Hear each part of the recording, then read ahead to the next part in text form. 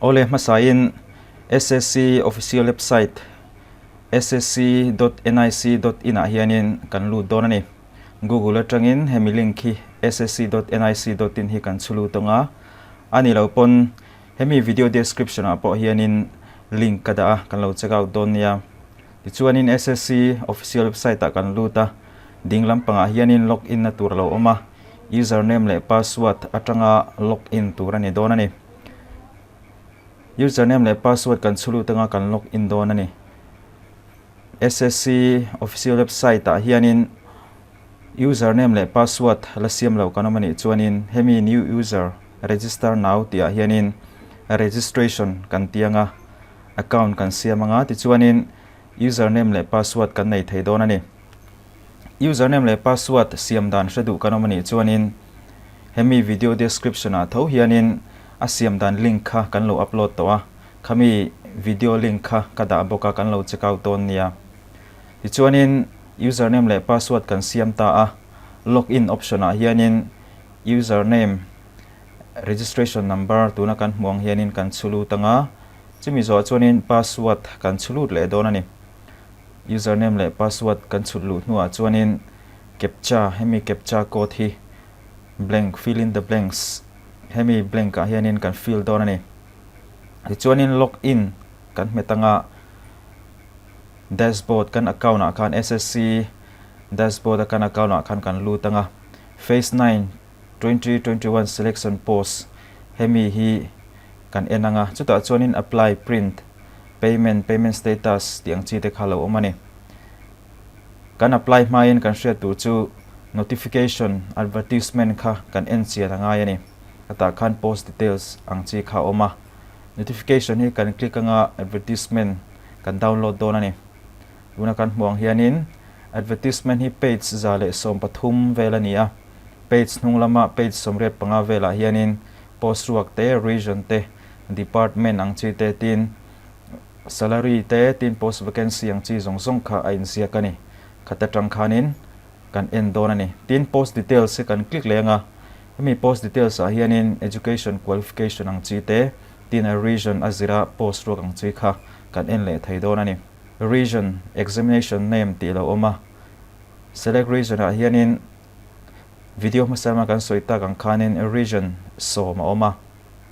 central region eastern region tiang chi te northern region southern region western region te oma northeastern region hi kan omna ni van kan select anga phase 9 ti hi kan select bokanga kan search donani ti chuanin northeast big a hianin post paruk vel Hnaruak artist librarian research senior scientific tiang chi te Hnaruak region code oma post code oma NE10121 ti te NE10221 tiang chi kha oma post name om boka artist librarian tiang chi kha nia artist ani chuanin NE10121 hemi hin akina form kan fill up huna i kan la enter donai chuwang chuanin kan chin chi angai ni post code hi ti chuanin grade pay te deal tura kumbi thlia 18 to 27 te oma tin view details om bokani view details hi kan han click lenga view details kan click a post code alo oma detail alo oma NE10121 oma post name artist education qualification a hianin higher secondary 10+2 essential qualification ang chi te kha om boka kan siaranga kan dil thei chi ni chuanin post code hi kan chin chi anga kan apply huna khanin post code kha kan enter donani tichuanin vacancy hi pakhat chi oma UR category ania UR hi general tan ani thina ST te tin SC khatiang zong khan general ni wangin kan apply vek thei ni classification department name grade pay ti te oma tin skill test lang chi kha no tin sia ka chanchu hemi artist bi ka hianin computer lampang certificate khangai lawa gender a hianin all NTA PWD a hianin role ban lautan adil thei lawani type of skill test ti tin initial place of posting a hianin Assam Bornihat Assam khanin min post musaber donani tin duties and job ber chu writing of certificate signboard banner le painting siamte khangkha artist post chonen ti ber turani tikhanin kan post du zong kha e kan zonga kan du tok lo ni chuanin tihian region dangkha kan select anga ni chin kha north east kan select ka rina chuanin northern region kan select le taila examination a hian phase 9 search kan metanga northern region a chuanin junior engineer te data processing lampang JE lampang kha tam em a postcode te kha tianin om boka assistant curator te painter te canteen attendant wildlife inspector tiang chi te tin kan en thazela senior translator te data entry operator grade B ti te tin sanitary inspector lo mani sanitary inspector hi entinan lo apply don taila NR 14321 hemi koti kan chin chi angai don ani application kan ti huna kan fill up tur khani a Lohi level 5 ania kumsam pariat tanga somni pariat in karian deal theya view details ka kan click a ichuanin tihianin details alo langa education a hian metric chintan hian deal theya vacancy hi pakhat chi arwaka UR tan ania ting khanin kan enzel don ani chuanin select region a hian kan lut lenga northwestern sub region hi kan en lenga search kan metanga northwestern region a hianin constable atop lama hian Delhi police athona tur Delhi police department athona tur constable te tin atiang sang kha sub inspector te ponianga oma constable ha kanan select china additional remark a hianin kami constable tena physical standard kan ti thina test kan ti thina khatiang measurement sang te tin height nga yang chi te long jump high jump tiang chi te race tiang chi zong kha a vekani khang te po kha kan chiar theini kan ti chi ni chuanin kan apply anga kan ti chi ni lo chuanin region danga hianin tiani kan zong zel to ni kan du ber kha western region han zong leila western region a hianin accountant oma accountant to WR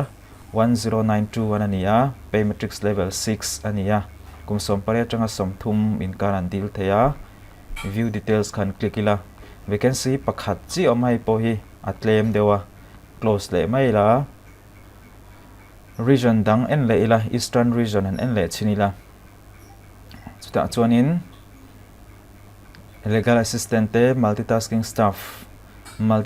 staff MTS khalo mani entina na hi lo du ta angila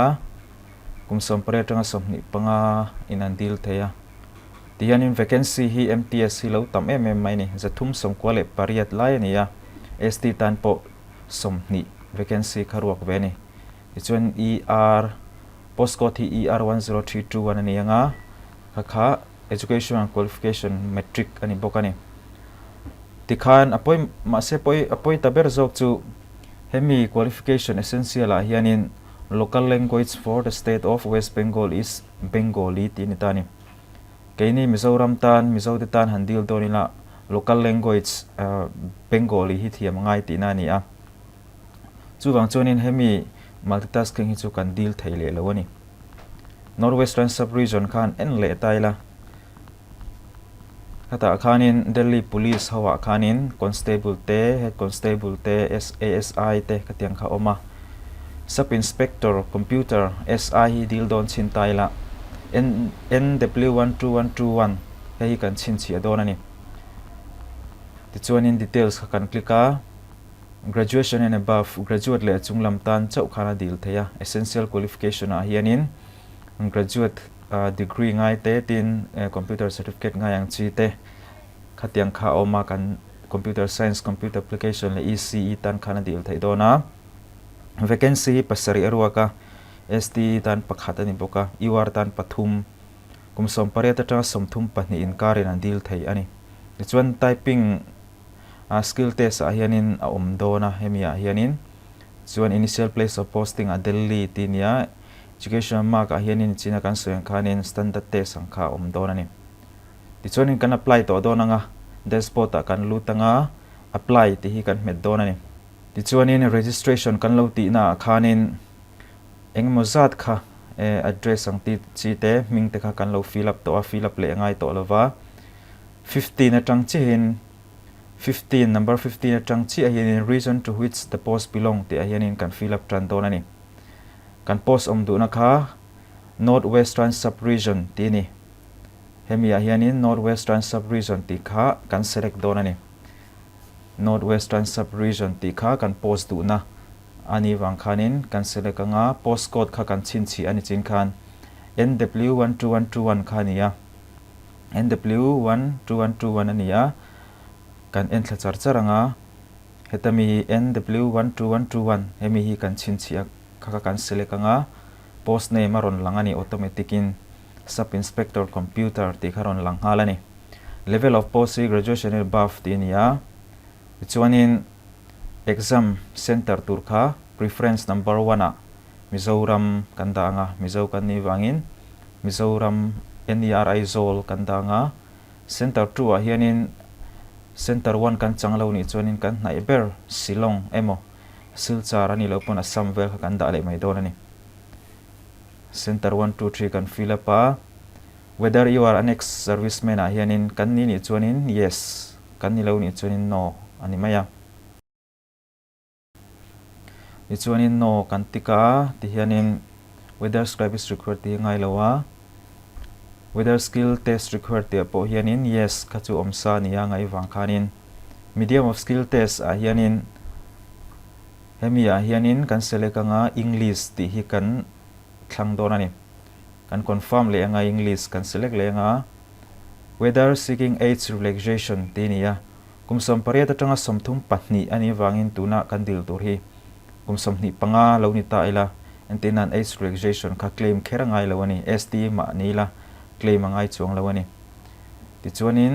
age relaxation kan claim lawa essential qualification for the post a hianin select the qualification ti nia automatic in hei lo oma hemi hi kan select mai don ani thlana ngai chuang lawa subject a hianin computer science emo computer application emo ECE engineering lampang kha ni ngaya computer science lo ni ta angila computer science kha kan thlanga nga your highest education qualification ania entenan MA te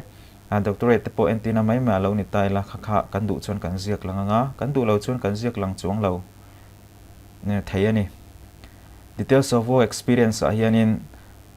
experience kan lo nei to ni chonin name of organization kan lo tho to na te kan duty tin kan tho chung ang chi te kha kan fill up don ani work experience kan nei lo ni chonin kan da blank mai anga compulsory ani lem lo wani address hi registration kan tina khanin kan fill up to hi fill up ngai lawa contact details a hianin photograph and signature ti oma heta kan she tu chu kan photograph kan passport photo kha ni somni pathum tharuk sang ni le somni pakhat atanga chin kha ni turania khami nulam pangami khani turani ju ni somni pathum kumin ju ni somni le pathum nulama photolak kha ani turani atharla mangai tinani chu chuan size 20 to 50 kb in kara khan resize turani ti chuan signature lampo hi 10 kb to 20 kb in kara ada turani a resizing option resizing ti dan po hi a video kan upload to a video description a hianin ka da tel boka hatiang photo te signature te resizing thiam lo kanom ni chuanin video ati dan tutorial hakan lo endon nia ti chuanin phone a emo computer emo kan save anga photo le signature kha ti hianin canvas select anga photo kan select a signature a hian choose file kan va select le anga signature kha kan adik thlap kha kan va select anga ti chuan ti hianin kan upload don ani 30 a hian whether the photograph has been taken on or after 23/6/2021 te hianin yes kan da don ani declaration oma hai chu I agree ti hi box a hian kan tik mai anga